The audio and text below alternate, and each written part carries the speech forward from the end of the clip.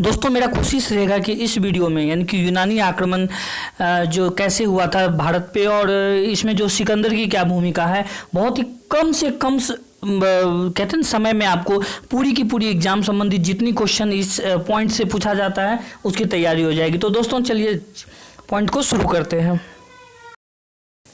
दोस्तों बात ऐसा है कि ईरानी आक्रमण के बाद भारत को यूनानी आक्रमणकारियों से जो है तबाही का सामना करना पड़ा था। यदि यूँ कहूँ कि यूनानी आक्रमणकारी और सिकंदर तो ये एक ही शब्द मान लिए तो बढ़िया होगा। तो मैं थोड़ी सी बात सिकंदर के बारे में कर लेता हूँ। सिकंदर जो है ना स्पेशल जो है मेसिडोन के क्षत्रप यानी कि वहाँ के राजा जो थे फिलिप्स द्वितीय के पुत्र था।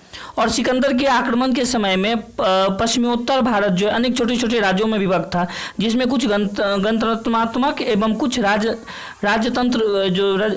राजतंत्रात्मक देश थे, जिसको अलग अलग जीतना सिकंदर के लिए बहुत सरल था, क्योंकि उस समय देश जो है हमारा भारत देश कई भागों में विभाजित था। कुछ जगह पे गणतंत्र था, कुछ जगह राजतंत्र था।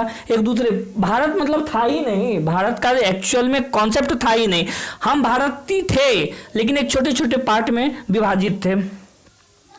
तो इस स्थिति में कोई भी जो है भारत पे आक्रमण करके जीत सकता है। एक कहानी है, बहुत छोटी सी कहानी, आप जानते होंगे कि एक किसान थे, वो अपने बच्चों से काफ़ी परेशान हुआ करते थे। तो देखा कि भाई उसके 5 बच्चे हैं और 5 बच्चे जो है आपस में झगड़ा करते रहते हैं।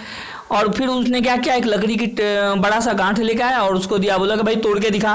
ये कहानी आप सुने हैं ना? नहीं सुने तो पूरा ही कर देता हूँ। तो किसान के कोई बेटा नहीं तोड़ पाया, लेकिन जैसे कि उसको गांठ को खोल के एक एक करके दिया गया तो सभी ने तोड़ दिया। तो वही कंडीशन, वही खुली हुई गांठ से वो लकड़ी जो है हमारे भारत की स्थिति हो गई थी, उस समय की थी।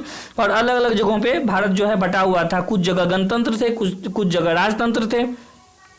भारत के विजय अभियान के तहत जो सिकंदर 326 ईस्वी पूर्व में बल्ख यानी कि बैक्ट्रियन को जीतने के बाद काबुल होते हुए हिंदू कुश पर्वत को पार किया था। यह बात याद रखिएगा, बार बार क्वेश्चन पूछा जाता है कि सिकंदर ने बैक्ट्रियस को जीतने के बाद कहां से होते हुए मतलब हिंदुस्तान में एंट्री किया था। तो हिंदू कुश पर्वत याद रखिएगा 326 ईस्वी में, और काबुल होते हुए 326 ईस्वी में हुआ था। निकैया जो कि भारत का सबसे निकटवर्ती प्रदेश था उस समय का, वे उस समय तक्षशिला के राजा जो है अंबी यानी गद्दार अंबी कह सकते हैं आप लोग, शायद ये पहला भारत का इंसान था जो कि विदेशियों से जाके मिल चुका था, दल बदलू कह सकते हैं आप। खैर फिलहाल इतिहास में ये राजा हुआ करते थे तो मैं भी इज्जत दे देता हूँ। राजा अंबी के नेतृत्व में एक शिष्टमंडल सिकंदर को मिला और पूर्ण सहयोग का वचन भी मिला। भारत की धरती पर सिकंदर का प्रबल प्रतिरोध राजा पौरस ने किया था। इसके ऊपर बहुत सारे क्वेश्चन आए थे। पौरस वो वीर था जो सिकंदर से आंख में आंख मिलाकर युद्ध करने की साहस किया था मित्रों। इन्हीं के बीच में हाइड्रेस्पीज की युद्ध हुई थी, जिसमें पोरस और सिकंदर लड़ा था। याद रखिएगा हाइड्रेस्पीज की युद्ध किसके किसके बीच हुई थी, तो वो 2 थे, पोरस और सिकंदर। और इसमें किस नदी के किनारे हुआ था? झेलम नदी के किनारे हुआ था। ये सुप्रसिद्ध पॉइंट है, ये बार बार एग्जाम में पूछा जाता है। इसमें जो है पोरस की हार हुई थी, पर सिकंदर ने पोरस को जो है मारा नहीं, उसकी बहादुरी से प्रभावित होकर उससे दोस्ती कर ली, उसके साथ रहना शुरू कर दिया। और भी बहुत सारी बातें आती, इतिहासकार का अलग अलग मत है, लेकिन हम उस मत को नहीं जाते हैं, हम उन पॉइंट को लेते हैं जो एग्जाम से संबंधित है। दोस्तों एक बात और करनी थी कि मेरी वीडियो में जितने भी पॉइंट्स होते हैं ये बहुत ही जांचा परखा पॉइंट होता है, तो इसमें पॉइंट में गलती नहीं हो सकती। हाँ, हो सकता है मेरे बोलने की तरीका सही नहीं हो और मुझे डेवलपमेंट करनी हो। तो यदि जो आपको लगता है कि भैया मेरे बोलने की तरीका, मेरी समझाने की तरीका में कोई यदि त्रुटि हो तो वहाँ कमेंट सेक्शन है, आपको पता होगा, उस कमेंट सेक्शन में आप कमेंट करें। आपकी सब्सक्राइबर की मुझे सब्सक्राइब की जरूरी नहीं है, लाइक की जरूरी नहीं है। यदि आपको लगता है कि मेरे में कोई कमी है तो आप कमेंट बॉक्स में जाए कमेंट करें। फिलहाल मैं ये जो टॉपिक में डील कर रहा हूँ ये बहुत ही जाने माने पुस्तक यूनिक से मैंने लिया है, और मैं आपको ये कहता हूँ कि इस प्रकाशन का बुक आप पढ़ें और काफ़ी हद तक आपको मदद मिलेगा। मैं प्रचार नहीं कर रहा हूँ, बस मैं एक स्टूडेंट हूँ, मुझे प्लीज हुआ इसीलिए मैं आपको सजेशन कर रहा हूँ। तो दोस्तों कोई बात नहीं है, आगे पॉइंट को बढ़ाते हैं। तो इनके जो विजय अभियान के अंतर्गत जब सिकंदर व्यास नदी के पश्चिमी किनारे पर पहुंचे तो उनके सैनिकों ने आगे बढ़ने से मना कर दिया। बहुत सारी कारण थी। ब्यास नदी को सैनिक नहीं पार कर पाए, इसके पीछे बहुत बहुत बड़ी कारण है, जो कि यदि हम सिकंदर की व्यक्ति विशेष जीवन को पढ़ते हैं वो हमें पता चलता है, लेकिन हम एग्जाम की पॉइंट ऑफ व्यू पढ़ रहे हैं, इसीलिए उस बात को नज़रअंदाज करते हैं। इस घटना के पश्चात सिकंदर अनेक सैनिकों ने आगे बढ़ने से मना कर दिया था, ब्यास नदी को पार करने से मना कर दिया था, तो सिकंदर को अपना जो है विजय अभियान रोक देना पड़ा। भारतीय प्रदेशों के सेनापति जो उस समय थे फिलीपींस को बनाकर वो वापस चले गए, और फिर ऐसा माना जाता है कि 323 ईस्वी पूर्व में बेबीलोन में सिकंदर की निधन हो गया। यूनानी प्रभाव के अंतर्गत भारतीयों ने यूनानियों से छत्रप प्रणाली और मुद्रा जो निर्माण की जो है कला को ग्रहण कर लिया, और भारत में गंधार शैली की कला जो समझ रहे हैं ना, भारत में गंधार शैली की कला जो जिसमें ये इसका जो है निरूपित मिलता है, और इस बारे में क्लासिफाई किया गया है कि ऐसा हुआ होगा। ऐसा है दोस्तों कि विशेष सूत्रों से, विशेष बुकों से जानकारी मिलती कि सिकंदर जो है महान सिकंदर, इन्होंने भारत पे लगभग 19 महीना तक राज किया, या भारत के भिन्न क्षेत्रों पर 19 महीना तक आके रहे। यूनानी आक्रमण का भारतीय राजनीति पर पड़ने वाला प्रभाव कुछ इस प्रकार था कि सिकंदर के आक्रमण के परिणाम स्वरूप भारत के पश्चिमी उत्तर जितने भी प्रांत थे उसमें एकता की लहर दौड़ पड़ी।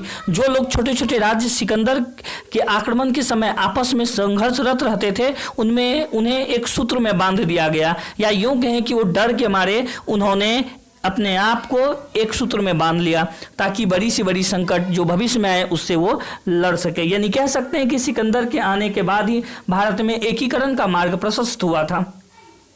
सिकंदर के आक्रमण के उपरांत ही भारत में साम्राज्यवादी प्रतिक्रिया का विकास हुआ, जिसका ज्वलंत उदाहरण मौर्य साम्राज्य था। इसके बाद का टॉपिक मैं मौर्य साम्राज्य पे जरूर बनाऊंगा। सांस्कृतिक प्रभाव के अंतर्गत जो आक्रमण के कारण ही पूर्व पश्चिमी में के बीच में जो सदियों की जो खड़ी दीवार थी, एक दूसरे को नीचे दिखाने करने के लिए, एक दूसरे को अपने आप को महान साबित करने के लिए, वो खत्म हो गई। एक तरह से देखा जाए तो सिकंदर ने अच्छा ही किया। दोस्तों बात ऐसा है कि यूनानियों की मुद्रा निर्णय की कला का प्रभाव भारतीय मुद्रा निर्माण कला पर पड़ा, जिसके परिणाम स्वरूप भारतीय भी आकर्षक लेख मुक्त मुद्रा ढालने लगे, और भारत में यूनानी मुद्राओं की नकल पर उलुक शैली के सिक्के ढाले गए थे। याद रखिएगा, उलुक शैली के सिक्के ढाले गए थे। कुषाण शासक कनिष्क के काल में विकसित गंधार कला यूनानी प्रभाव का ही परिणाम था, और भारत के पश्चिमी उत्तर भागों में यूनानी भाषा के प्रचलित होने का प्रमाण अशोक के यूनानी भाषा में लिखे गए अभिलेखों से चलता है। दोस्तों ऐसा है कि सिकंदर के आक्रमण की तिथि जो है 326 ईस्वी पूर्व में ने प्राचीन भारत में तिथि क्रम की अनेक गुत्थियों को सुलझा दिया। इस तिथि से भारत के क्रमगत इतिहासों का लेखन में बहुत मदद मिला था। तो खैर दोस्तों, ये जो टॉपिक है ये सिकंदर महान के ऊपर था। ये यूँ नहीं कह सकते हैं कि सिकंदर महान की जीवन शैली थी, बस इस मुद्दे को मैंने बताया कि विदेशी आक्रमण के दौरान सिकंदर महान आए, उन्होंने 326 में आके यहाँ पे आक्रमण किया। आक्रमण करने के दौरान हमारे भारत उस समय विभाजित थे, वो छोटे छोटे टुकड़ों पर राज किया। राज करने के बाद जाते समय जो है वो फिलीपींस को देते गए, और हमारे देश के उस समय के पहले गद्दार अम्भी हुए, और इसी तरह से उससे यदि सशक्तता से युद्ध किया। सॉरी दोस्तों, बैकग्राउंड में थोड़ी सी आवाज़ हो गई थी, बच्चों लोगों की आवाज़ होने लगी थी, तो खैर छोड़िए उस बात को, बच्चे हैं थोड़ा माफ़ कर दीजिए। अगला टॉपिक पे हम लोग चलते हैं, लेकिन उससे पहले एक छोटा सा विराम लेते हैं, और अगले टॉपिक में हम मौर्य काल के ऊपर बात करेंगे। दोस्तों वीडियो में लगातार बनाते जा रहा हूँ, मैं उतना ही बना रहा हूँ जितना एग्जाम संबंधित जरूरी है। यदि आप चाहें तो यूनानी आक्रमणकारी जो थे सिकंदर की यदि जीवनी को जानना चाहते तो आप कमेंट करके लिखें कि सर मुझे चाहिए।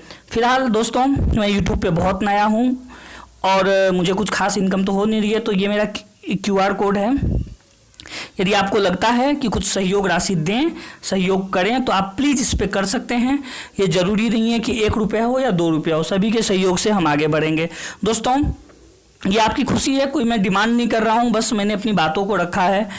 दोस्तों इसी के साथ मैं आपसे विदा लेता हूँ, और प्लीज़ यदि आप मेरे चैनल को सब्सक्राइब नहीं किए तो प्लीज़ सब्सक्राइब कर दें। धन्यवाद।